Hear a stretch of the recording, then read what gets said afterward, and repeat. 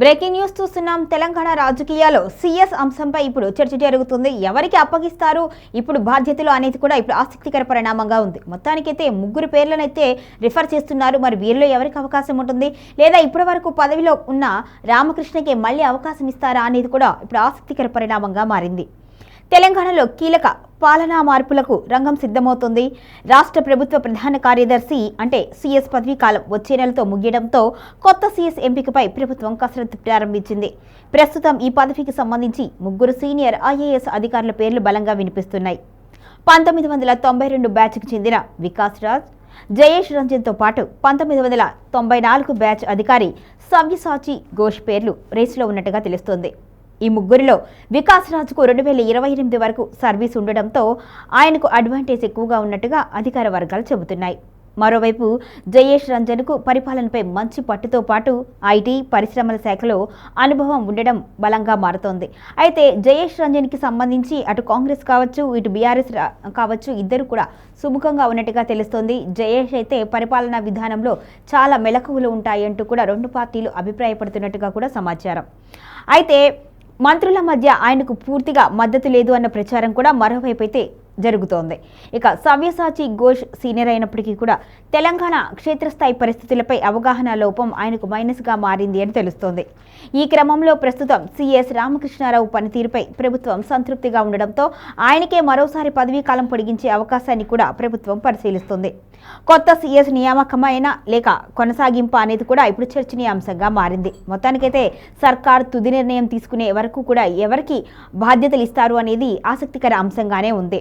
ప్రస్తుత రాష్ట్ర ప్రభుత్వ ప్రధాన కార్యదర్శి రామకృష్ణారావు పదవీ కాలం మార్చి 31తో ముగినుండటంతో తెలంగాణకు తుది సీఎస్ ఎవరు అనే అంశం ఇప్పుడు ఆసక్తికరంగా మారింది.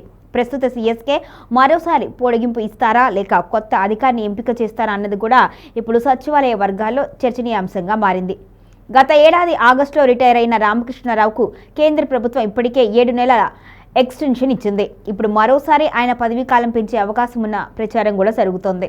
అయితే కేంద్రం నుంచి అనుమతి రాకపోతే సీఎస్ పదవి కోసం పలువురు ఐఏఎస్ అధికారులు ఢిల్లీలో లాబింగ్ మొదలుపెట్టినట్టుగా కూడా సమాచారం. ప్రస్తుత పరిస్థితుల్లో కొత్త సీఎస్ను నియమించడం కంటే రామకృష్ణారావుకే కొంతకాలం కొనసాగించడం మంచిది అనే అభిప్రాయం సీఎం రేవంత్ రెడ్డిగా ఉన్నట్టుగా తెలుస్తుంది. ఇక సీఎస్గా బాధ్యతలు చేపట్టిన తర్వాత ప్రభుత్వ శాఖల మధ్య సమన్వయం మెరుగుపడుతుంది అన్న అభిప్రాయం కూడా అధికార వర్గాల్లో ఉంది. అలాగే కేంద్రంలోని సీనియర్ అధికారులతో ఆయనకు ఉన్న పరిచయాలు రాష్ట్రానికి అనుకూలంగా మారాయని చెబుతున్నారు. ఇక పెండింగ్లో ఉన్న కేంద్ర ప్రతిపాదనలు వేగవంతంగా క్లియరెన్స్లు రావడంలో ఆయన పాత్ర కీలకంగా ఉంది అనే టాక్ కూడా ఉంది. ఈ నేపథ్యంలో మరో 6 నెలలు పొడిగింపు లభిస్తే మంచిది అన్న ఆలోచన సీఎంకి ఉన్నట్టుగా తెలుస్తోంది. మరోవైపు సీఎస్ పదవి కోసం సీనియర్ ఐఏఎస్ అధికారుల మధ్య పోటీ తీవ్రమైపోయింది. కొందరు రామకృష్ణారావు పొడిగింపుకు వ్యతిరేకంగా ఫిర్యాదు చేస్తున్నట్టుగా సమాచారం.